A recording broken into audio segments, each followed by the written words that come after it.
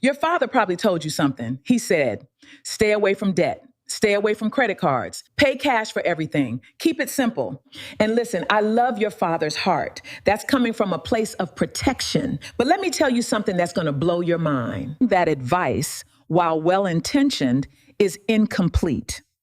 And it's costing you millions of dollars. Nobody that you admire has gotten there without good debt.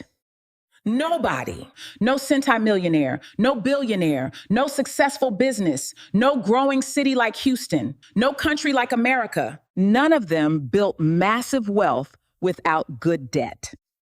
I'm going to say that again because this is foundational. Nobody that you admire has gotten there without good debt. Here's the game they don't teach you in school. There's good debt and there's bad debt. And most people don't know the difference. Bad debt is financing jewelry. It's financing clothes at a department store. That credit card they hand you, 28 to 35% interest. That's bad debt. Bad debt is financing cars you can't afford. Most automobiles are bad debt unless that car is taking you to a job, and that's its primary purpose. But you got people financing vehicles for ego. That's bad debt. Bad debt ties to things that depreciate. Your car loses value the moment you drive it off the lot. That watch loses value. Those clothes lose value. Now, good debt ties to something that appreciates. Your house appreciates. Your business appreciates. Your education appreciates. Here's what happened to us.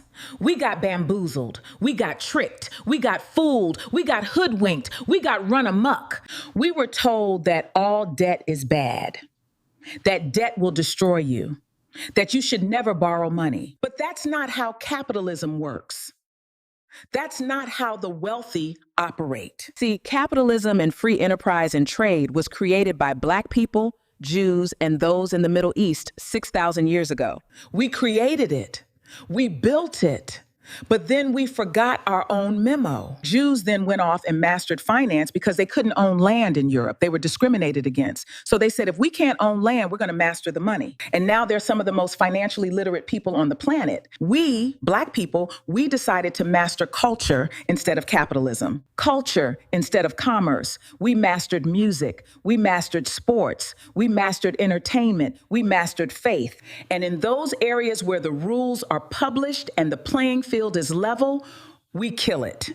We dominate. But in capitalism, we never got taught the game.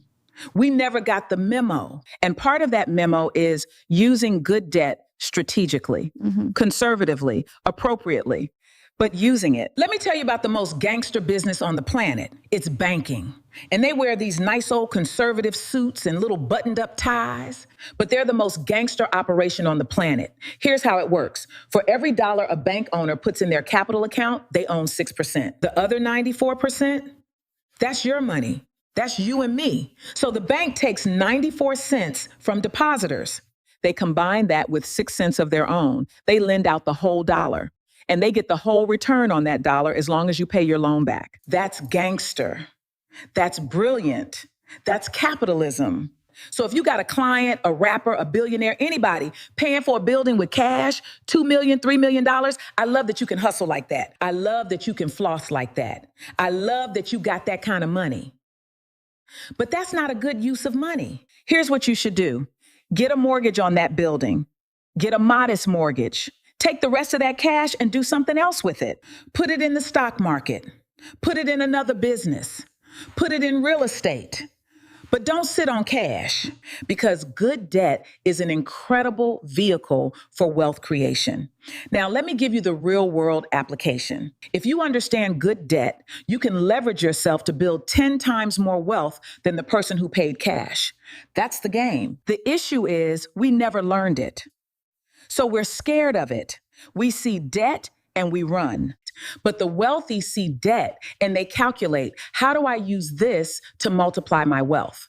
That's the shift. Like and subscribe to this channel. This information about debt and leverage, this is what separates the people who build wealth from the people who stay broke. You need to stay plugged in. Drop a comment below. Tell me, what's holding you back from using good debt?